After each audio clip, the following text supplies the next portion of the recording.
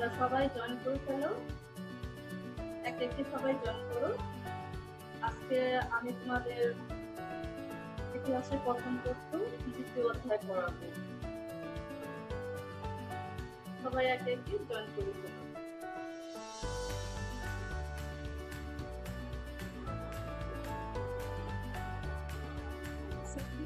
Ma'am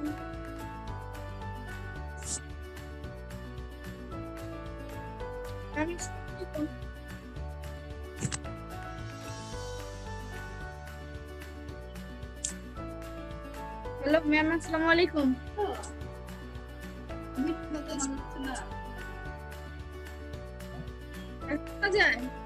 হ্যাঁ, আমি শুনতে পাচ্ছি এখন। তুমি শুনতে পাচ্ছ? হ্যাঁ, শুনতে পাচ্ছি। তুমি কেমন আছো? আমি ভালো আছি, আপনি কেমন আছেন? হ্যাঁ, আলহামদুলিল্লাহ। তোমরা সবাই জয়েন করে ফেলো। কি ব্যাপার, এখন পর্যন্ত তো জয়েন করোনি? আমি তো করলাম, ওরা তো এখনো করেনি। হ্যাঁ, আমি তো গ্রুপে মেসেজ দিয়ে দিয়েছি, তো তুমিও দিয়ে দাও।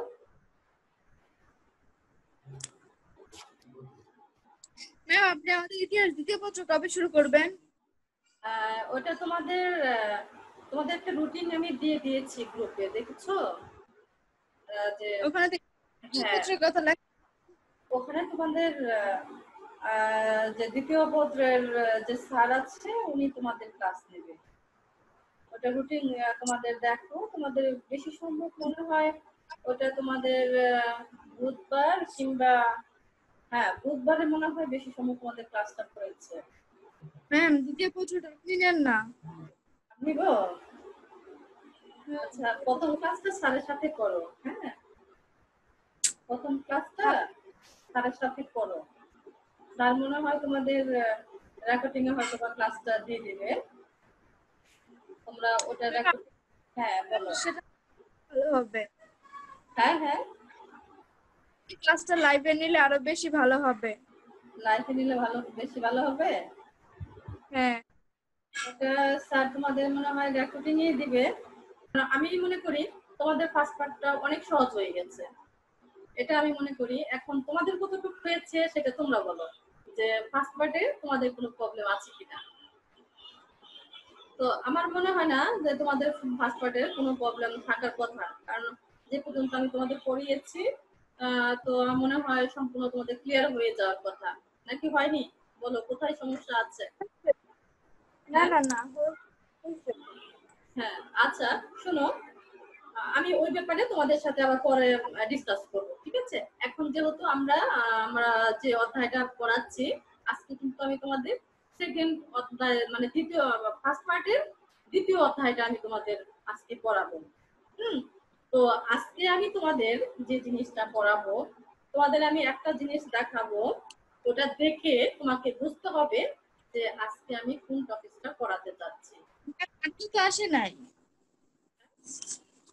একে একে জয়েন করতে থাক, তুমি ক্লাস করতে থাকো। হ্যাঁ, এখন তো আর সবার জন্য আমরা এখনো ঘন্টার পর ঘন্টা বসে থাকতে পারি না।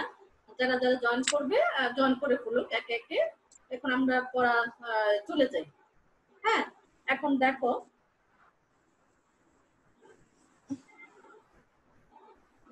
হ্যাঁ আচ্ছা দেখো, তুমি কি স্ক্রিনে ছবিটা দেখতে পাচ্ছ?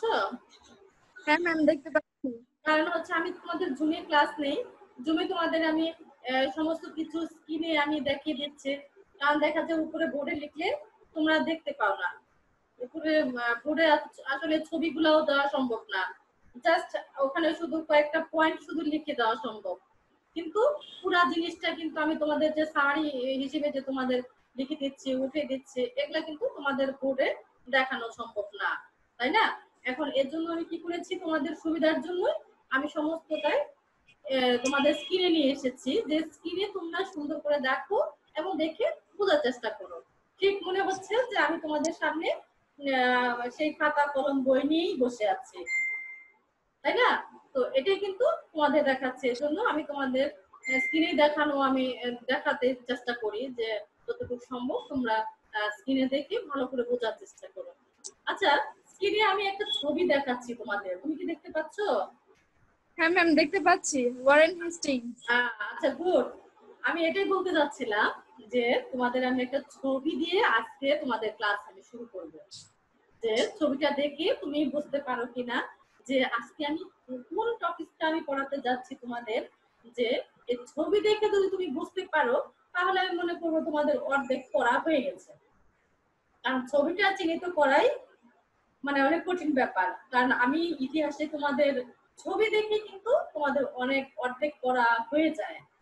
কারণ ছবিতে কিন্তু অনেক কিছু বোঝা যায়। যখন তুমি একটা মানুষের ছবি দেখবে তখন ওই ছবিটা দেখেই কিন্তু বুঝতে পারবে সে ভালো কাজ করেছে না মন্দ কাজ করেছে, তাই না? এখন দেখো, হ্যাঁ ম্যাম। তুমি যখন ধরো আমি তোমাদের ক্লাস নিচ্ছি, এখানে অনেকগুলো টিচার আছে। এখন তুমি হয়তো বা নাম দেখেও তুমি বুঝতে পারছো না, কারণ সবার একজনের নাম কিন্তু দুজনের থাকতে পারে, তাই না? এখন আমার নামও কিন্তু তোমার থাকতে পারে, তাই না? এখন তুমি যখন ছবিগুলো দেখবে, এখন তুমি যদি আমার ছবিটা দেখো, আমার কিন্তু নাম দেখার তখন কিন্তু তোমার প্রয়োজন নেই। তুমি ছবি দেখে কিন্তু বুঝতে পারবে যে আমি তোমাদের অমুক সাবজেক্ট পড়াই, তোমাদের আমি ইতিহাস পড়াই, তাই না? এখন তুমি তো আমাকে বলবে না যে আমি অন্য কোনো সাবজেক্ট পড়াই, তুমি আমার চেহারা দেখে বুঝতে পারবে যে আমি তোমাদের ইতিহাসের ম্যাডাম, তাই না? এখন তুমি কিন্তু এখন ওখানে কিন্তু নাম দেখবে না, দেখবে কি আমার চেহারাটা কিন্তু দেখতে পাচ্ছ। চেহারাটা দেখেই কিন্তু আমাকে ধরে ফেললাম যে আমি তোমাদের ইতিহাস পড়াচ্ছি, তাই না? এখন দেখো, তুমি কিন্তু ছবিটা প্রথম দেখে বলে ফেললা যে এটা হচ্ছে ওয়ারেন হেস্টিং। তার মানে কি তোমার অর্ধেকটা পড়া তোমার হয়ে গেছে, অর্ধেক পড়া তুমি বুঝে ফেলেছো। যে ওয়ারেন হেস্টিং যেহেতু তুমি ধরে ফেলেছো, তাহলে ওয়ারেন হেস্টিং সম্পর্কে আমার ধারণা তুমি কিছু হলেও তুমি জানো। এবং এটা আমি আগেও তোমাদের পড়িয়েছি ক্লাসে যে ওয়ারেন হেস্টিং কি কাজকর্মগুলো করেছে। এবং দেখো, আমি যে প্রথমত তোমাদের পড়িয়েছি ওখানে আমি যুদ্ধ পড়িয়েছি, এর আগেও কিন্তু ক্লাসে আমি তোমাদের বলেছি যে আমি তোমাদের আগে দুটো যুদ্ধ আগে শেষ করলাম, তারপরে কি আসবো, দ্বিতীয় অধ্যায় জীবনীগুলো আসবো। এই দেখো, দ্বিতীয় অধ্যায়ে যে তোমাদের জীবনীগুলো আছে, ওয়ারেন হেস্টিং আছে, ডালহৌসি আছে, তারপর এরপর কিন্তু অনেক আমরা জীবনী দেখতে পাবো। তো এই জীবনীগুলা থেকে কিন্তু আমাদের সৃজনশীল কোশ্চেন আসে, ঠিক আছে? এখন দেখো, এখান থেকে তোমাদের কিন্তু সৃজনশীল কোশ্চেন গুলো আসবে। এবং তোমাদের এক কথায় নৈবিত্তিক যে কোশ্চেন গুলা তোমাদের আসে, বহু নির্বাচনী কোশ্চেন, এখান থেকে কিন্তু তোমাদের আসে। এই দ্বিতীয় অধ্যায়টা কিন্তু তোমাদের নৈবিত্তিকের জন্য খুবই গুরুত্বপূর্ণ। এবং ম্যাক্সিমাম কিন্তু তোমাদের এই দ্বিতীয় অধ্যায় থেকে তোমাদের নামগুলা কিন্তু জীবনীগুলা কিন্তু আমরা দ্বিতীয় অধ্যায়ে পাবো। দেখো, অন্যান্য অধ্যায় কিন্তু এই জীবনীগুলা নেই। আমরা এরপরে দেখো দ্বিতীয় অধ্যায় জীবনীগুলা শেষ হয়ে গেলে আমরা কিন্তু তখন আমরা যাব কি স্বাধীনতার দিকে যাব, ভাষা আন্দোলনের দিকে যাব। তো এই সমস্ত জিনিস কিন্তু আমরা পরের অধ্যায়গুলো দেখবো। কিন্তু এই অধ্যায় কিন্তু মেন কিন্তু এই জীবনীগুলো, এই জীবনী থেকেই আমাদের সৃজনশীল তোমাদের ধরবে, উদ্দীপক গুলা ধরতে হবে। তো যাই হোক, আমরা ওয়ারেন হেস্টিং সম্পর্কে আমরা কিছু জানার চেষ্টা করব এখন। এখন দেখো, এই ওয়ারেন হেস্টিং কি কাজকর্মগুলা করেছে, সমাজের জন্য কি করেছে, তো এই সমস্ত জিনিসগুলা আমরা দেখবো। দেখো, ওয়ারেন হেস্টিং কিন্তু অবদান কি ছিল, অনস্বীকার্য কিন্তু ছিল। তিনি কি করেছে, 18 বছর বয়সে এই জিনিসগুলো তোমাকে আগে পয়েন্ট আউট করতে হবে। দেখো, আমি যে তোমাদের সামারি হিসেবে আমি তোমাদের এই জিনিসগুলা লিখে দিচ্ছি, যে জিনিসগুলো আমি তোমাদের লিখেছি এই জিনিসগুলা ওয়ারেন হেস্টিং এর জন্য খুবই গুরুত্বপূর্ণ এবং এই জিনিসগুলো তোমাকে মনে রাখতে হবে। তুমি কি আমার কথা শুনতে পাচ্ছ? শুনতে পাচ্ছ না কথা?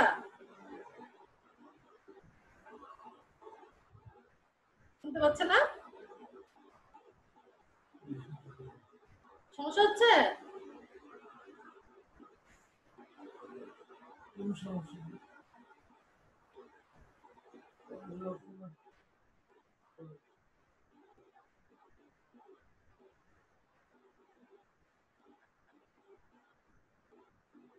হ্যাঁ মুন্না, কথা শুনতে পাচ্ছ না? আমিও তো তোমার কোনো কথা শুনতে পাচ্ছি না।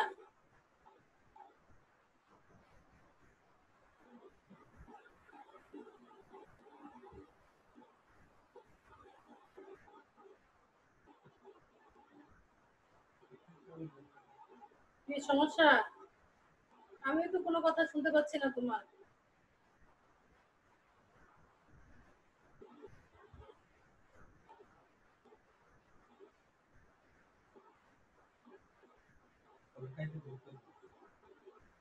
তুমি মুন্না, তুমি কেটে তারপর আবার ঢুকো।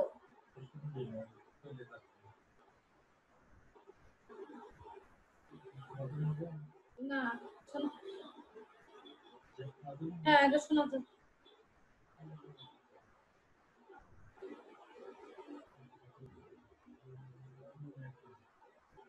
তুমি কেটে আবার ঢুকো।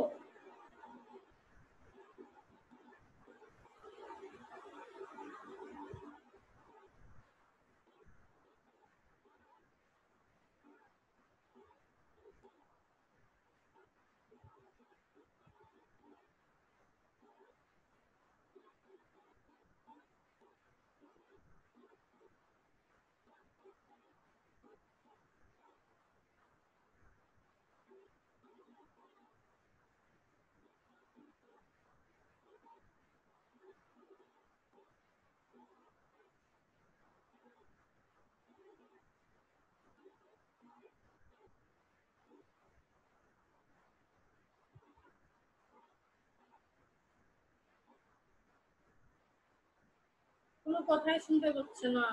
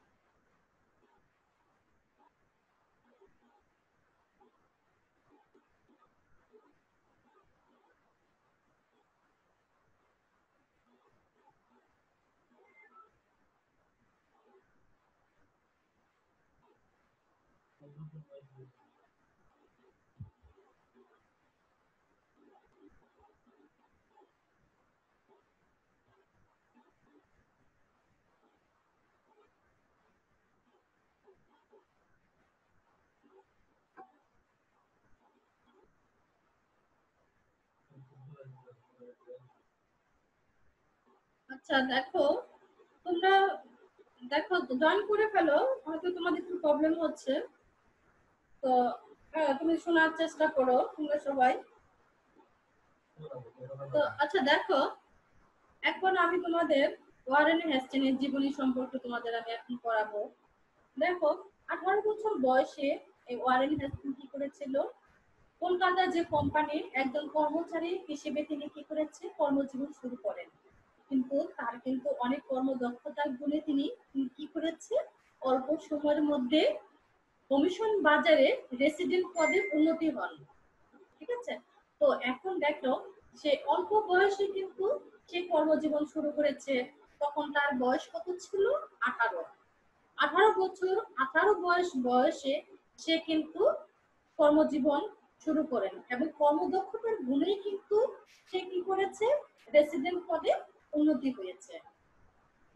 এখন দেখো, যে অনেক ভাষাও সে অনেক জানতো ওয়ারেন হেস্টিং, অনেক ভাষা তার মধ্যে অনেক গুণ ছিলেন। এখন তার মধ্যে যে গুণগুলা ছিলেন, তার এই গুণের মধ্যে দেখো, সে ফার্সি বাংলা ভাষা খুব ভালো করে জানতেন। সে ফার্সি ভাষা জানতেন, বাংলা ভাষা জানতেন এবং পাশাপাশি সে কি ভাষা শিখেছে, উর্দু ভাষা এবং আরবি ভাষাও তার অনেক দক্ষতা ছিলেন। তাহলে এই জিনিসগুলো আমাদের কিন্তু জানতে হবে যে ওয়ারেন হেস্টিং ফার্সি বাংলা ভাষা খুব ভালো জানতেন এবং এর পাশাপাশি উর্দু ও আরবি ভাষাও সে অনেক দক্ষ ছিলেন। এখন এই যে সময়কালগুলা আমি তোমাদের যে শাসনকালের যে সময়কালটা ছিল, এই সময়কালটা আমি আর তোমাদের এখন দেখাবো, এটা তোমরা খাতায় লিখে ফেলবে এই সনগুলো। দেখো তার শাসনকালে যে দুই ভাগে ভাগ করা হয়েছিল, তার ওই সময় দুটা ভাগে শাসনকালটা ভাগ করেছে। এখন এক নম্বরে যে শাসনের যে সময়কালটা ছিল, এটা দেখো 1972 থেকে 1974 খ্রিস্টাব্দ পর্যন্ত বাংলা গভর্নর হিসেবে তার ছিলেন, এটা প্রথম পর্ব ছিলেন। তাহলে কত থেকে? 1772 থেকে 1774, এটা হচ্ছে প্রথম পর্ব। এখন দেখো দ্বিতীয় পর্ব যেটা 1774 থেকে 1785 খ্রিস্টাব্দ পর্যন্ত ছিল তার গভর্নর জেনারেল হিসেবে দ্বিতীয় পর্ব। তাহলে গভর্নর জেনারেল হিসেবে তার দ্বিতীয় পর্ব ছিলেন 1774 থেকে 1785। তাহলে দুটা সন তোমরা খাতায় সুন্দর করে লিখে রাখো। এবং এই দেখো প্রথম থেকে যে আমি এই সনগুলা তোমাদের বলে দিচ্ছি, সবার কিন্তু বলেছি একটা আলাদা খাতা বানিয়ে তোমরা প্রথম থেকে এই সনগুলো তোমরা লিখে ফেলো। দেখো প্রথমে একটা সন পড়িয়েছিলাম 1757 সাল, তারপরে পড়িয়েছিলাম 1764 সাল, এখন আমরা পড়াচ্ছি 1772 থেকে 74 ছিল প্রথম পর্ব, দ্বিতীয় পর্ব ছিল 1774 থেকে 1785। তাহলে দেখো একে একে আমরা 4টা সনের মতো আমরা পেয়ে গেছি।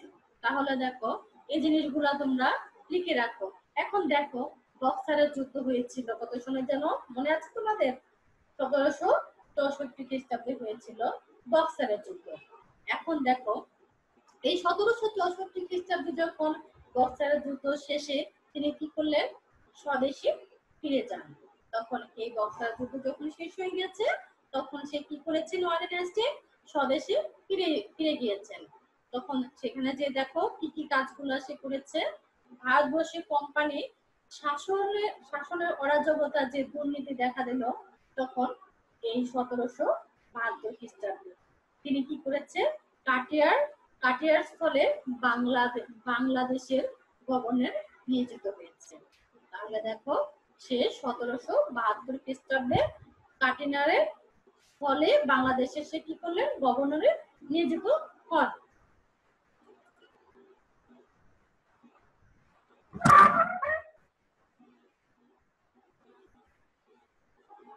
এখন দেখো তাকে এই সময় অভ্যন্তরীণ ও পররাষ্ট্র ক্ষেত্রে নামে সমস্যার সম্মুখীন হতে হয়। তাকেও কিন্তু অনেক সমস্যা সম্মুখীন কিন্তু হতে হয়েছে। তাহলে দেখো মানুষ কিন্তু যে কোনো কাজ করতে যাক না কেন, তাকে কিন্তু সমস্যা পড়তে হবে এবং সেই সমস্যাগুলো সমাধান করতে হবে। এখন দেখো ওয়ারেন হেস্টিংও কিন্তু তাই করেছে, সে অনেক সমস্যা সম্মুখীন হয়েছে এবং সে ওই সমস্যাগুলোকে সুন্দরভাবে সমাধান করেছে। এখন দেখো প্রথম 1176 বঙ্গাব্দে 1770 খ্রিস্টাব্দের দুর্ভিক্ষে বাংলা 1/3 লোক অকাল মৃত্যু ঘটেন। তাহলে দেখো 1770 খ্রিস্টাব্দে যে দুর্ভিক্ষ হয়েছিল বাংলায়, সেই বাংলা দুর্ভিক্ষ কি করেছে? অনেক লোক অকালে মৃত্যুবরণ করেছে। এর ফলে দেখো বাংলার যে বহু গ্রামের যে জনশূন্য, তখন কি করলো? গ্রামে গ্রামে জনশূন্য হয়ে ফেললো। যে দুর্ভিক্ষ গ্রামে এক গ্রাম থেকে আরেক গ্রামে দেখা গেল যে অনেক দুর্ভিক্ষ হয়েছে। দুর্ভিক্ষর কারণে কি করলো? অনেক জনশূন্য মৃত্যুর মুখে ঢলে পড়লেন এবং ওখানে তখন কি হলো? সবুজে প্রান্তে উজাড় হয়ে উর্বর জমিতে মরুভূমিতে পরিণত হয়েছে। এখন দেখো ওখানে যে উর্বর জমিগুলা ছিল, তখন সমস্ত জমিগুলা কি হয়েছে? মরুভূমি হয়ে গেছে, কারণ ওখানে জনশূন্য হয়ে গেছে। এখন ওই জমিতে এখন কেউ চাষও করতে পারছে না। এখন ধরো একটা গ্রামে ধরো 100 জন লোক বসবাস করে। এখন 100 জন লোকের মধ্যে ধরো 20 জন লোক বসবাস করছে আর 80 জনই লোক মারা গিয়েছে। তাহলে ওই 100 জন লোক যেভাবে জমি চাষ করতো, জমিতে ফসল ফলাতো, তারপর কি জমিতে ফসল ফলে তারা অনেক জমিগুলো উর্বর কিন্তু তখন ছিল বিধায় জমিতে অনেক ধরনের ফসল ফলিয়েছে। কিন্তু যখন প্রত্যেকটা ঘরে ঘরে মানুষের জন্য জনশূন্য হয়ে পড়লো, তখন কিন্তু জমিতে ফসল ফলাচ্ছে না, জমি উর্বরতা কমে যাচ্ছে। তাহলে কি ওই জমিগুলো মরুভূমিতে পরিণত হচ্ছে। এখন দেখো ওই সময় এটা কিন্তু প্রথম পর্যায়ে কিন্তু ছিল। তারপর দেখো দ্বিতীয় যেটা ছিল, দ্বিতীয় পর্যায়ে দ্বৈত শাসন নীতির ফলে প্রশাসনিক জটিলতার সৃষ্টি হলো। দেখো যখন দ্বৈত শাসন নীতি ছিল তখন প্রশাসনিক ও তখন কি ছিল জটিলতা ছিল। তখন কি অর্থনৈতিক মেরুদণ্ড তখন কি হলো, ভেঙে গেল। অর্থনৈতিক যে অবস্থা ছিল, তো অর্থনৈতিক অবস্থা তখন কি হলো, আস্তে আস্তে ভেঙে যাচ্ছে। যে ওখানে জনশূন্য নেই, জনশূন্য কমে যাচ্ছে, মানুষের একের পর এক মৃত্যুবরণ করছে, মৃত্যু মুখে ঢলে পড়ছে। জমিগুলো উর্বর জমিগুলো কি মরুভূমিতে পরিণত হচ্ছে। তাহলে তো অবশ্যই অর্থনীতির উপর আঘাত হানবে, তাই না? কারণ হচ্ছে অর্থনীতি কিন্তু সেভাবে সাপোর্ট পাচ্ছে না। তো এইভাবে দেখা গেল যে অর্থনীতিও ভেঙে পড়েছে। ফলে রাজকোষ কি হলো, শূন্য হয়ে যায়। এরপরে রাজকোষ শূন্য হয়ে যাচ্ছে। যে যেখানে লোকজন নেই, যেখানে জমিগুলো মরুভূমিতে পরিণত হচ্ছে, যেখানে ফসল উৎপাদন করবে, আয় হবে, ব্যয় হবে, কিন্তু কোনো কিছুই হচ্ছে না। সেখানে কি তখন রাজকোষ তখন আস্তে আস্তে কি ক্রমে হলো শূন্য হয়ে যাচ্ছে। এখন দেখো তৃতীয় পর্যায় যেটা, কোম্পানি কর্মচারীগণ শাসনতান্ত্রিক দুর্বলতার সুযোগে দুর্নীতিপরায়ণ হয়ে ওঠে। এখন দেখো ওই কোম্পানিগুলো কি করলো, যে কর্মচারীগুলো শাসনতান্ত্রিক দুর্বলতা, তখন কি তখন কিন্তু দেখো ওখানে কিন্তু কোনো কিছু নিয়ম নেই, কোনো নিয়ম কানুন নেই। তখন ওখানে কিন্তু সেভাবে চলতে পারছে না। তখন শাসনতান্ত্রিক দুর্বলতার তখন সুযোগ নিয়ে এই দুর্নীতিপরায়ণ হয়ে ওঠে। তখন তারা কি করলো, ব্যক্তির স্বার্থে চরিতার্থ করার জন্য অসাধু উপায় তারা কি করলো, উপার্জনে লিপ্ত হয়ে যায়। তখন তারা দেখলো, এখন দেখো যদি আমাদের ঘরে যদি কোনো অন্ন না থাকে, বস্ত্র না থাকে, খাদ্য না থাকে, তখন কি করব, আমাদের যদি কোনো কিছুই যদি আমাদের ঘরে যদি না থাকে, তাহলে আমরা তখন কি করলো, তারা দুর্নীতির দিকে কিন্তু অবশ্যই অসৎ উপায়ে অর্থ উপার্জনে করার চিন্তা ভাবনা তখন করতে থাকবে। যে তখন কিন্তু তাদের কি চিন্তা ভাবনা, যে আমাদের খেতে হবে, আমাদেরকে ক্ষুধা নিবারণ করতে হবে। তাহলে আমরা যদি এভাবে বসে থাকি তাহলে তো হবে না। তখন কি করে তারা দুর্নীতির দিকে ঢলে পড়ছে। তখন তখন অসৎ উপায়ে তারা কি করছে, অর্থ উপার্জন করছে। তো তখন এভাবে আস্তে আস্তে তখন তারা অসৎ উপায়ের দিকে লিপ্ত হয়ে যাচ্ছে। ফলে বিচার ব্যবস্থা দুর্নীতিগ্রস্ত হয়ে পড়লো। তখন কি করলো, এই বিচার ব্যবস্থা দুর্নীতিগ্রস্ত হয়ে পড়েছে। এখন দেখো চতুর্থ, দেখো ইংরেজদের বিতরণ ও প্রতিশোধ গ্রহণের জন্য হায়দার আলীর এই সুযোগ খুঁজেছিলেন। তখন হায়দার আলী কি করলেন, তখন এই ইংরেজদেরকে বিতরণ করার জন্য, তারা প্রতিশোধ গ্রহণের জন্য এই হায়দার আলী কি করলেন, একটা সুযোগ খুঁজেছিলেন। অন্যদিকে দাক্ষিণাত্য ও মারাঠার শক্তির প্রধান ব্রিটিশ শক্তির প্রতি হুমকি ছিলেন। এমনকি এক প্রতিকূল পরিবেশেও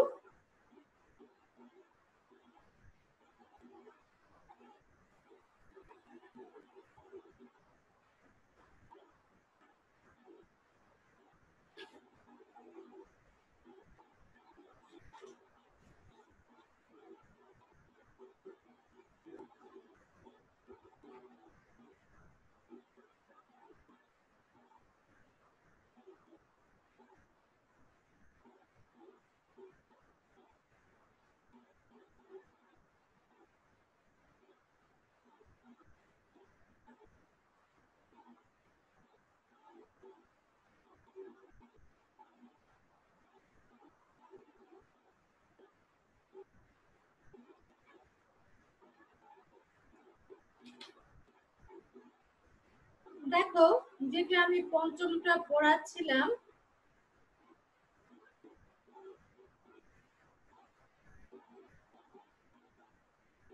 দেখো 1774 খ্রিস্টাব্দে কি পঞ্চম যেটা, আহ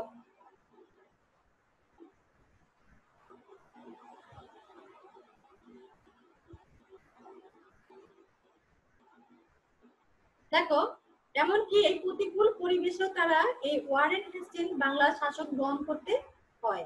তখন কি এই প্রতিকূল অবস্থাও তারা কি করেছেন, এই ওয়ারেন হেস্টিং এই শাসনকাল তাকে গ্রহণ করতে হয়েছে। এখন পঞ্চমত দেখবো 1700, এই শাসনকালটা তোমরা লিখে রাখবে 1774 থেকে 1785 খ্রিস্টাব্দের মধ্যে ভারতে যখন ইংরেজি কোম্পানি নানা বিপত্তি ও সম্মুখীন, সেই সময় ব্রিটিশ সরকার ইউরোপের নানা বিপত্তির সম্মুখীন হতে হয়েছে। এখন আমরা এই ওয়ারেন হেস্টিং সম্পর্কে আমরা কিছু জানলাম। এখন আমরা দেখব ওয়ারেন হেস্টিং অভ্যন্তরীণ যে নীতিগুলো রয়েছে, এই নীতির মধ্যে কি কি আছে, যে রাজস্ব সংস্কার আছে, বিচার সংস্কার আছে, এই সমস্ত জিনিস এখন আমি আলোচনা করব। দেখো, হেস্টিং এর রাজস্ব সংস্কার। এখন এই রাজস্ব সংস্কার ক্ষেত্রে হেস্টিং কিভাবে ভূমিকা রেখেছে। দেখো, হেস্টিং অভ্যন্তরীণ যে শাসন নীতির মূল উদ্দেশ্য কি ছিলেন?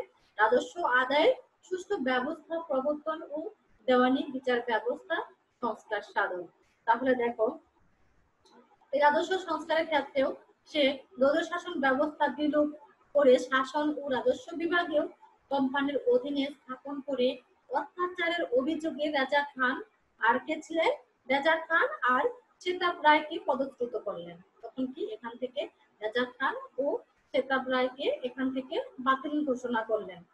ফলে তখন রাজস্ব বিভাগের দুর্নীতি দূর করতে রাজকোষ মুর্শিদাবাদ হতে তখন কি করলেন? কলকাতা স্থানান্তর করলেন।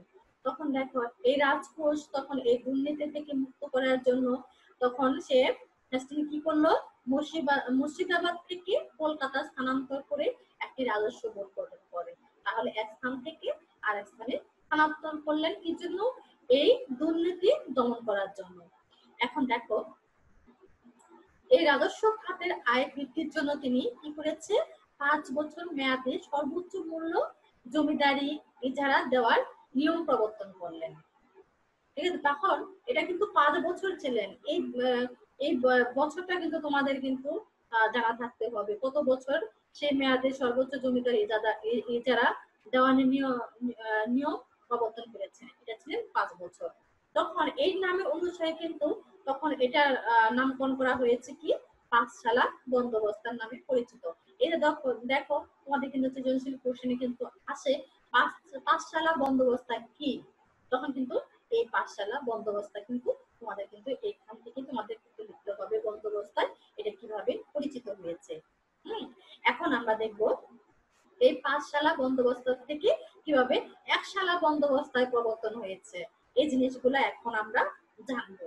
এখন দেখো, জমিদারগণ এই ব্যবস্থার মাধ্যমে প্রজাদের উপরে কি করলো? জোর জুলুম করে অর্থ আদায় করতেন। তখন দেখো, প্রজাদের উপর তারা কি করলো? জমিদাররা এবং অন্যায় অত্যাচার জুলুম করে তারা কি করলো? তাদেরকে প্রজাদের উপর জোর জুলুম করার চেষ্টা করলেন। তখন প্রজারা দুঃখ দুর্দশায় সীমা ছাড়িয়ে যায়। তখন কিন্তু প্রজাদের আর কোনো দুঃখ দুর্দশা কিন্তু নেমে আসে, যেহেতু প্রজারা যেটুকু আয় করে ওইটুকু যদি দিয়ে দেয় তাহলে কিন্তু তারা আর মুখ করতে পারছে না। তাহলে কি প্রজাদের কিন্তু দুঃখের সীমা থাকে না। তখন কি করলো? প্রজাদের উপরে দুঃখ দুর্দশা নেমে আসলো। তখন পরবর্তীতে তখন এই সময় কিন্তু তখন এই একশালা বন্দোবস্ত প্রবর্তন করলেন। ওই সময় দেখো, আমি যেটা তোমাদের বললাম পাঁচশালা বন্দোবস্ত কিভাবে হয়েছে। এখন এই পাঁচশালা বন্দোবস্ত প্রবর্তন করার পর তারপরে একশালা এই বন্দোবস্ত প্রবর্তন করা হয়েছে। এখন দেখো, আমরা রাজস্ব সংস্কার সম্পর্কে আমরা জানলাম। এখন আমরা দেখবো কি? বিচার সংস্কার। এখন বিচার সংস্কারের ক্ষেত্রে এখন দেখবো ওয়ারেন হেস্টিং কিভাবে ভূমিকা রেখেছেন। দেখো,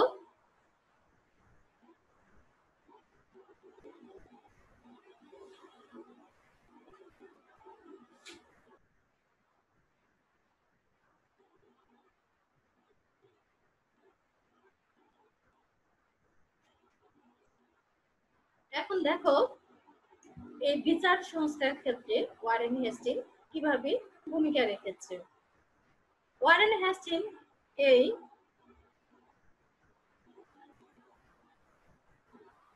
দেখো, ওয়ারেন হেস্টিং বিচার বিভাগের সংস্কারের ক্ষেত্রে বিশেষ গুরুত্বপূর্ণ ভূমিকা রাখেন।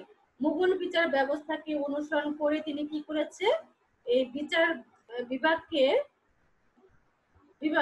বিভাগকে শৃঙ্খলাপূর্ণ ও ন্যায় বিচারমূলক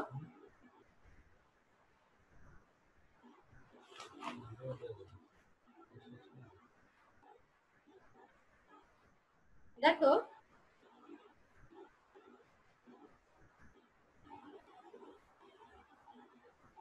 নীতি গ্রহণ করেন।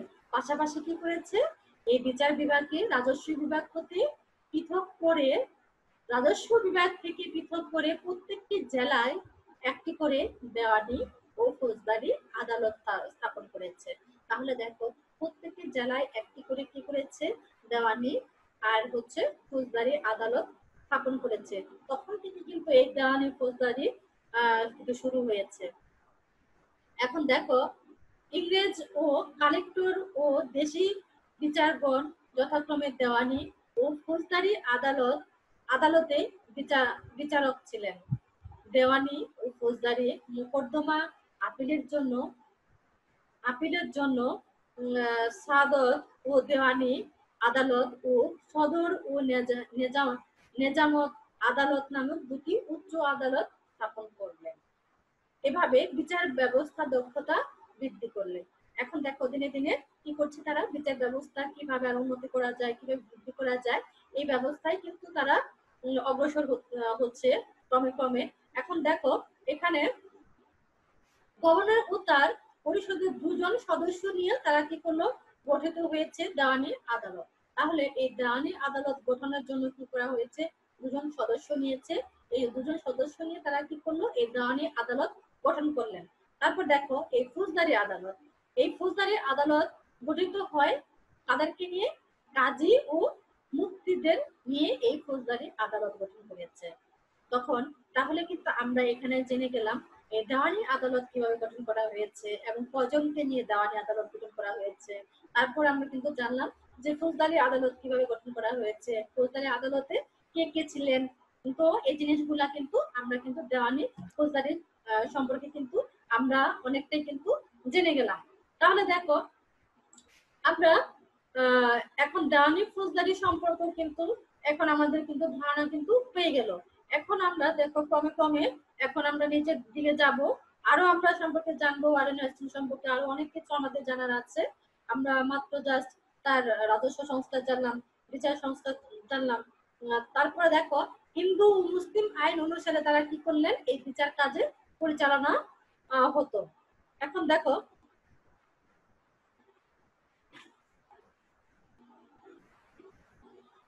এখন আমরা দেখো, ওয়ারেন হেস্টিংসের রাজস্ব সংস্কার কিন্তু আমরা জেনে গিয়েছি, তারপর বিচার সংস্কারও আমরা জেনে গিয়েছি। এখন আমরা দেখব বাণিজ্য সংস্কার। এখন ওয়ারেন হেস্টিংস এই বাণিজ্য ক্ষেত্রে কিভাবে ভূমিকা রেখেছে এবং বাণিজ্য ক্ষেত্রে কি সে সফলতা পেয়েছে না বিফলতা পেয়েছে, এই জিনিস সম্পর্কে এখন আমরা দেখব। ওয়ারেন হেস্টিংস কি করেছে, দেখো, হেস্টিংস কোম্পানির কর্মচারীদেরকে বিনা শুল্কে ব্যক্তিগত বাণিজ্য বন্ধ করে দেন। তাহলে যে ব্যক্তিগত যে বাণিজ্য শুল্কগুলো ছিল সে কি করেছে, সে সমস্ত কিছু বন্ধ করে দিয়েছে। দস্তক প্রথা আইনগত লোপ পায়। এখন এই মামলা চলাচলের সুবিধার জন্য কলকাতা, হুগলি, মুর্শিদাবাদ, ঢাকা ও পাটনা ছাড়াও তিনি সমস্ত শুল্ক চৌকির বন্ধ করে দেন। তাহলে দেখো, সে কয়েকটা জায়গা ছাড়া দেখো কয়েকটা জায়গায় শুধু সে কি করেছে, মালামাল চলাচলের সুবিধার জন্য তারা কোথায় গিয়েছে, কলকাতা, হুগলি, মুর্শিদাবাদ, ঢাকা ও পাটনা, এই কয়েকটা ছাড়া যে সমস্ত শুল্ক কি করেছে, চৌকির বন্ধ করে দিয়েছেন। তারপর দেখো, যার দরুন জমিদারগণ ইচ্ছা মতো শুল্ক আদায়ের ক্ষমতা হারায়। তাহলে যে জমিদাররা যে ইচ্ছা মতো তারা কি করেছে, ব্যবসা বাণিজ্য করেছে, তো সমস্ত শুল্ক তারা কি করেছে, ক্ষমতা হারিয়ে ফেলেছে। যে ইচ্ছে করলে সমস্ত কিছু করা যাবে না, ইচ্ছে মতো তারা ব্যবসা বাণিজ্য করতে পারবে না, ইচ্ছে করলে তারা এক স্থান থেকে আরেক স্থানের মালামাল আনা নেওয়া করতে পারবে না। সমস্ত কিছু থেকে পরিবর্তন কিন্তু কি এনেছে, ওয়ারেন হেস্টিংস। এই সমস্ত কিছু কিন্তু পরিবর্তন কিন্তু ওয়ারেন হেস্টিংস কিন্তু এনেছে। যার আগে কিন্তু এখানে কিন্তু অন্যায়, অনাচার, অবিচার কিন্তু ছিলেন, কিন্তু সমস্ত কিছু কিন্তু একটা নিয়ম মধ্যে কিন্তু এনে দিল কে, ওয়ারেন হেস্টিংস। যে নিয়ম শৃঙ্খলা কিন্তু সমস্ত কিছু কিন্তু বইয়ে এনেছে এই ওয়ারেন হেস্টিংস। তাহলে দেখো, এছাড়া তিনি কোম্পানির স্বার্থে তারা কি করেছে, কাপড় তৈরির জন্য তাঁতিদেরকে উপর জুলুম নিষিদ্ধ করেছে। দেখো, এখন এই তাঁতিদের উপরও কিন্তু ওই সময় কিন্তু অন্যায়, অনাচার, নির্যাতন, শোষণ করা হয়েছে।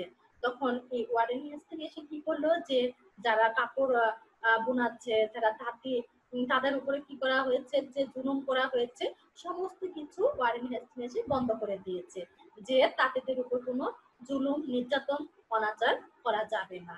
তাহলে দেখো ওয়ারেন হেস্টিং কিন্তু সমাজের জন্য কিন্তু অনেক কাজ করেছে, এবং সমাজের জনগণের জন্য চিন্তা করেছে, এবং সমাজের আয় ব্যয়ের হিসাব দিকে চিন্তা করেছে। তাহলে দেখো বিচার বিভাগের দিকেও কিন্তু সে চিন্তা করেছে কিভাবে দেওয়ানি করা যাবে, কিভাবে ফৌজদারি আইন করা যাবে, সমস্ত কিন্তু কিছু কিন্তু এই ওয়ারেন হেস্টিং কিন্তু বয়ে নিয়ে এনেছে। এখন দেখো এই যে পাশাপাশি যে ভারত, পাশাপাশি যে ভুটান, তারপর কি তিব্বতের সঙ্গেও বাণিজ্য শুল্ক করলেন। তখন যে পাশাপাশি যে দেশ ছিলেন ভুটান ও তিব্বত, তখন তাদের সাথে কি করলেন, এই বাণিজ্য শুল্ক শুরু করে দিলেন। তাহলে দেখো এই ওয়ারেন হেস্টিং সম্পর্কে কিন্তু এখন তোমাদের যদি বলতে বলে, আমার মনে হয় তোমরা এখন চোখ বন্ধ করে বলতে পারবে। কারণ দেখো আমি কিন্তু প্রথমে তার জীবন থেকে শুরু করলাম, সে কত বছর বয়সে সে এসেছে, কত বছর বয়স থেকে সে কাজকর্ম শুরু করে দিয়েছে। সে দেখো এটা তুমি সামারি হিসেবে যখন তুমি আবার করবে, তোমাদের কিন্তু আমি শর্ট করে তোমাদের সুন্দর করে সামারি গুলোও আমি তোমাদের করে দিয়েছি। এরপরে যখন তুমি মনে রাখবে তখন কিন্তু এইভাবে তোমাকে মনে রাখতে হবে যে ওয়ারেন হেস্টিং এর যে সময় কালটা কত ছিল, কত সময় সে শাসন করেছে, তারপর কি সে কি কাজগুলা করেছে। আমরা রাজস্ব সংস্কার দেখেছি, যে সংস্কার কাজগুলা করেছে, বিচার সংস্কার গুলা দেখলাম, তারপরে কি দেখলাম, বাণিজ্য সংস্কার গুলা আমরা দেখলাম। এখন আমরা দেখবো কি অন্যান্য সংস্কার, সে অন্যান্য ক্ষেত্রেও কি ভূমিকা রেখেছে। তাহলে এটুকু থেকে আমরা অনুধাবন করলাম যে ওয়ারেন হেস্টিং সমাজের জন্য কাজ করে গিয়েছে। তাহলে কি আমরা এক কথায় বলতে পারি যে সে অনেক ভালো লোক ছিলেন, তাই না? সমাজের জন্য কাজ করেছেন, এবং সমাজের মানুষের জন্য কাজ করেছেন, সমাজের মানুষের জন্য চিন্তা করেছেন। তাহলে অবশ্যই সে একজন ভালো মানুষ, তাই না? এখন আমরা যখন এই জীবনীগুলা যখন আমরা করতে যাব, তখন আগে তোমাকে চিহ্নিত করতে হবে সে ভালো কাজ করেছে না মন্দ কাজ করেছে। যখন এটা কিন্তু আমি তোমাদের আগেও বলেছি, এখনো বলছি, যে তোমরা একটা খাতা সুন্দর করে তৈরি করে ফেলবে, এবং ওখানে তোমরা কতগুলা যখন আমি জীবনীগুলা যখন আমি তোমাদের পড়াবো, এই জীবনীগুলা তোমরা লিখে ফেলবে যে কে ভালো কাজ করেছে, কে মন্দ কাজ করেছে। যখন তোমাদের পরীক্ষায় আসবে তখন তুমি অটোমেটিক কিন্তু তুমি নিজের জ্ঞানে কিন্তু লিখে ফেলতে পারবে যে ওয়ারেন হেস্টিং সম্পর্কে যদি আসে, তাহলে কিন্তু এখন কিন্তু তুমি লিখতে পারবে। অবশ্যই যে পজিটিভ ছিল, তাহলে পজিটিভ হিসেবে কিন্তু তুমি নিজের মতো করেই কিন্তু সুন্দর করে লিখতে পারবে। আর যখন তুমি দেখবে আরেকটা জীবনে যখন পড়তে যাবে যে না সে সমাজের জন্য কোনো কাজ করেনি, দেশের জন্য কোনো কাজ করেনি, তাহলে সে নেগেটিভ একটা কিছু ছিল, তাহলে কিন্তু ওই সূত্রে কিন্তু তুমি লিখে ফেলতে পারবে। তাহলে তোমাকে যখন এই জীবনীগুলা পড়তে যাবে, তোমরা এই দুটা জিনিস আগে তোমাকে মাথায় ঠিকভাবে সেট আপ করতে হবে যে সে কি কাজ কর্মগুলা করেছে, ভালো না মন্দ। হ্যাঁ, এখন দেখো আমরা আবার পরে চলে আসি ওয়ারেন হেস্টিং এর অন্যান্য সংস্কারগুলো এখন আমরা দেখব। দেখো হেস্টিং যে অন্যান্য সংস্কারগুলো কাজ করেছে, যে প্রথম যে একটা কাজ করেছে, প্রত্যেক বিচারালয়ের মামলা সংক্রান্ত কাগজপত্র রক্ষা করা। তার মানে কি প্রত্যেক বিচারালয়ে যে কাগজপত্র, মামলার জন্য যে সংক্রান্ত যে কাগজপত্র থাকবে, ওই সময় কি করতো, আগে একটা মামলা হতো কোনো কাগজপত্র থাকতো না, ছেড়ে ফেলে দিত।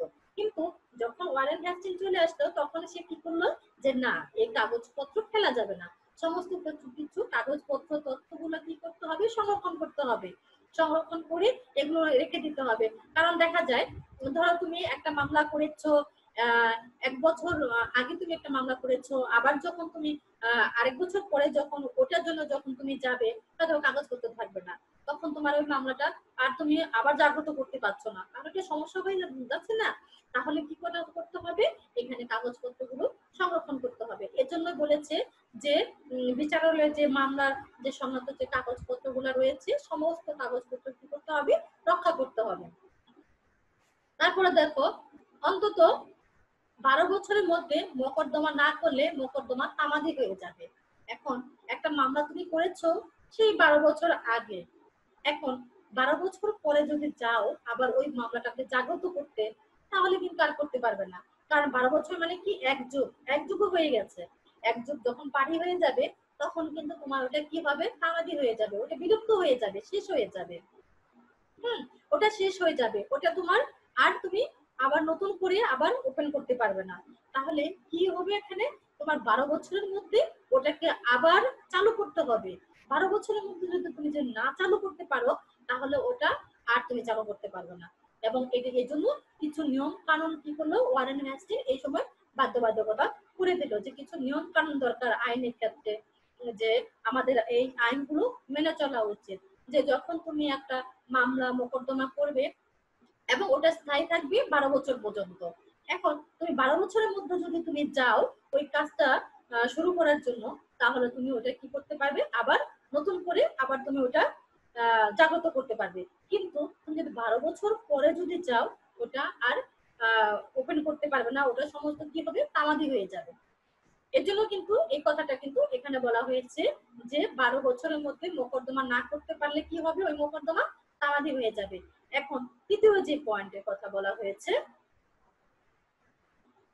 দেনাদারদেরকে পাওনাদারদের নিজ গৃহে নিয়ে গিয়ে নির্যাতন করা, অধিকার নাকচ করা। এখন দেখো ওই সময় কি করেছে, দেনাদার পাওনাদারদের কি করা হয়েছে, নিজ গৃহে নিয়ে গিয়েছে। নিজ গৃহে নিয়ে তারা কি করেছে, নির্যাতন করেছে, অনাচার করেছে, তাদেরকে কি করা হয়েছে, অনেক জুলুম করেছে। এখন ওই সময় ওয়ারেন হেস্টিং এসে কি করলো, যে না, দেনাদার পাওনাদার যারা থাকবে তাদেরকে নিজ গৃহে নিয়ে কি করা যাবে না, নির্যাতন করা যাবে না। হুম, তখন এই অধিকার তখন কি করলে, এই নাকচ করা হলো, যে তাদেরকে কোনো জুলুম করা যাবে না, তাদেরকে অন্যায় নির্যাতন থেকে তাদেরকে রক্ষা করতে হবে। এখন দেখো, অত্যাধিক পরিমাণে অর্থ জরিমানা নিষিদ্ধ করা।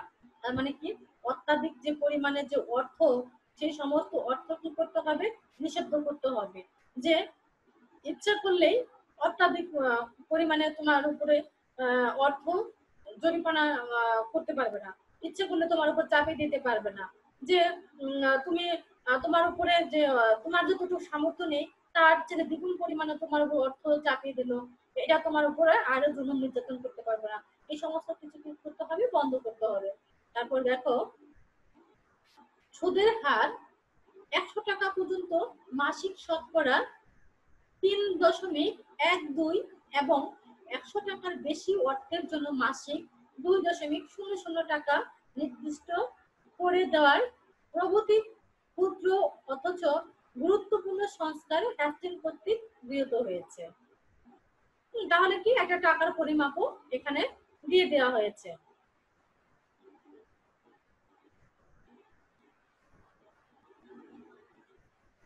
এখন দেখো, আমরা এই ওয়ারেন হেস্টিং সম্পর্কে আমরা অনেক কিছু জেনে গেলাম। এখন আমরা দেখব ওয়ারেন হেস্টিং এর, এখন আমি তোমাদের একটা ওয়ারেন হেস্টিং সময় যে ভারতবর্ষে যে আগমন করা হয়েছে, এই একটা ম্যাপ আমি তোমাদের এখন এখানে দেখাচ্ছি, কিভাবে তারা ভারতবর্ষে আগমন করেছে। এই ম্যাপটা দেখে তোমাদেরকে বুঝতে হবে কিভাবে ভারতবর্ষে আসতো। এটা অবশ্যই তোমাদের, এই ম্যাপটা তোমরা বাসায় সবাই কিনে নেবে, কিনে এটা দেওয়ালে টাঙিয়ে রাখবে, কোথায় কিভাবে এসেছে এই জিনিসগুলো তোমরা সবকিছু ম্যাপের মধ্যে লিখে আছে, তোমরা এই লেখাগুলো দেখলেই তোমরা বুঝতে পারবে। এখন দেখো, ওয়ারেন হেস্টিং এর পররাষ্ট্রনীতি। এখন সে ওয়ারেন হেস্টিং পররাষ্ট্রনীতির ক্ষেত্রে কিভাবে ভূমিকা রেখেছে। এখন দেখো, হেস্টিং গভর্নর হিসেবে দায়িত্ব গ্রহণ করে দেখলেন কোম্পানি ইতিমধ্যে বাংলা বণিক সংঘ থেকে শাসন রাজনৈতিক শক্তি পরিণত হয়েছে। তিনি গভর্নর পদে নিয়োজিত হয়েও সর্বপ্রথম কি করেছে, পররাষ্ট্র ও সীমিত নীতির বিষয়ে বিশেষ পরিবর্তন সাধন করে। তিনি আরো কিছু বিষয়ের উপর লক্ষ্য করলেন, যে কোম্পানি ইতিমধ্যে বাণিজ্য প্রতিষ্ঠান থেকে রাজনৈতিক প্রতিষ্ঠানে পরিণত হয়েছে। তাহলে দেখো, কোম্পানি কি করলো, বাণিজ্য প্রতিষ্ঠান থেকে রাজনৈতিক প্রতিষ্ঠানে পরিণত হয়েছে। এখন এই ভারতবর্ষে ইংরেজদের অধিকার স্থায়ী করতে হলে দেশি রাজাদের কি করতে হবে, যথাসম্ভব ইংরেজের সাহায্যের উপর নির্ভরশীল করে তোলার প্রয়োজন। এজন্য তিনি অধীনতামূলক মিত্রতার নীতি সূচনা করে তার প্রবর্তনে অধিকারগণ ব্যাপকভাবে প্রয়োগ করে। এটা অধীনতামূলক মিত্রতার নীতি, এই কোশ্চেনটা কিন্তু তোমাদের আসে, অধীনতামূলক মিত্রতার নীতি কি। এখন দেখো, অযোধ্যা নীতি। চরম দুর্যোগময় মুহূর্তে হ্যাস্টিন বাংলার শাসনভার গ্রহণ করেছে। দেখো এক দুর্যোগ মুহূর্ত কিন্তু এই ওয়ারেন হ্যাস্টিংকে কি করেছে, এই শাসনভার গ্রহণ করলেন। এখন দেখো এই দুর্ভিক্ষপিত জনগণ তখন বাঁচাতে তিনি পার্লামেন্টের হাতে 10 লক্ষ পাউন্ড ঋণ গ্রহণ করেছিলেন। তখন পার্লামেন্টের কাছ থেকে 10 লক্ষ টাকা সে কি করলেন, ঋণ গ্রহণ করলেন। কাদের জন্য? জনগণের জন্য কিন্তু। এখন দেখো এই হ্যাস্টিন ইংরেজদের শত্রু মারাঠাদেরকে আশ্রয়ে বাস করে অজুহাতে সম্রাট শাহ আলমকে দেয় বার্ষিক 26 লক্ষ টাকা বন্ধ করে নেন। তাহলে দেখো শাহ আলমকে কি করেছে, 26 লক্ষ টাকা বন্ধ করে দেন এবং সম্রাটের নিকট হতে সে কি করলেন, সম্রাটের নিকট থেকে নসির সন্ধি দ্বারা এলাহাবাদ ও কারাজারা দুটি অযোধ্যার নবাবকে 50 লক্ষ টাকা বিনিময় প্রদান করলেন। তারপর কি 50 লক্ষ টাকার বিনিময় তারা এটা প্রদান করেছেন। ওয়ারেন হ্যাস্টিং অযোধ্যার শক্তি বৃদ্ধি করে একের মারাঠা ইংরেজদের মধ্যে একটি শক্তিশালী মধ্যবিত্ত রাষ্ট্র হিসেবে গড়ে তুলতে সক্ষম হয়েছে। আর এটাই ছিলেন অযোধ্যা নীতির মূল উদ্দেশ্য। তাহলে দেখো এই ওয়ারেন হ্যাস্টিং কিন্তু সে জনগণের জন্য কিন্তু 20 লক্ষ টাকা কিন্তু কি করেছে, ঋণ এনে জনগণকে দিয়েছে। তাহলে এইভাবে কিন্তু কি করলো, এই অযোধ্যা নীতি এই মূল উদ্দেশ্যটা সে সেইভাবে কাজ করেছে। এখন দেখো রোহিলা যুদ্ধ, এই রোহিলা যুদ্ধে কিভাবে কাজ করলো, অযোধ্যার নবাব সুজাউদ্দৌলা কি করলো, সাথে এই রোহিলার তেমনই সম্ভব ছিল না। রোহিলা খণ্ডের জয়ের জন্য সে কি করেছে, 40 লক্ষ টাকার বিনিময়ে লর্ড হেস্টিংয়ের সাহায্যে প্রার্থনা করলেন। লর্ড হেস্টিংয়ের কাছে কি করেছে, প্রার্থনা করেছে। 1774 খ্রিস্টাব্দের ইংরেজের সাহায্যে নবাব সুজাউদ্দৌলা মীর কাটারার যুদ্ধে রোহিলাদেরকে পরাজিত করে রোহিলা খণ্ডে রাজ্য মুক্ত করে নেন। এই যুদ্ধে রোহিলা সর্দার হাফিজ রহমান খান নিহত হন। তখন কি করলো, এই রোহিলা যুদ্ধে সর্বদা হাফিজ যে রহমান খান ছিলেন সে ওখানে নিহত হলেন। এখন দেখো আমরা দেখব প্রথম ইন্দো মারাঠার যুদ্ধ, কিভাবে প্রথম ইন্দো মারাঠার যুদ্ধটা হয়েছিল। এখন হ্যাস্টিং শাসন আমলে তার সীমান্ত বা পররাষ্ট্র নীতির ক্ষেত্রে অন্যতম ঘটনা হলো কি 1775 খ্রিস্টাব্দে ইন্দো মারাঠার যুদ্ধ। তাহলে এই 1775 খ্রিস্টাব্দে কি হয়েছিল, ইন্দো মারাঠার যুদ্ধ। এই মারাঠাদের উত্তরাধিকারী সংঘর্ষে ইংরেজদের হস্তক্ষেপের ফলে ইন্দো মারাঠার যুদ্ধ শুরু হয়। এখান থেকে কিন্তু ইন্দো মারাঠার যুদ্ধ শুরু হলো। এই 1775 খ্রিস্টাব্দে এই ইন্দো মারাঠার যুদ্ধ শুরু হলেও হ্যাস্টিং ডাইরেক্ট ও সবার নির্দেশে ও মারাঠার সর্দার রঘুনাথ রাওয়ালের পক্ষে যান। তেলেঙ্গার এর যুদ্ধে ইংরেজ বাহিনী শোচনীয়ভাবে পরাজিত হয়েছে। তাহলে কি এখানে ইংরেজ বাহিনী শোচনীয়ভাবে পরাজিত হলো এবং 1779 খ্রিস্টাব্দের ওরানগার্ড এর সন্ধি মোতাবেক ও তার রঘুনাথ ও রয়্যালের পক্ষে ত্যাগ করতেও ও এই রাজ্যগুলো মারাঠাদের নিকটে ফেরত দিতে রাজি হন।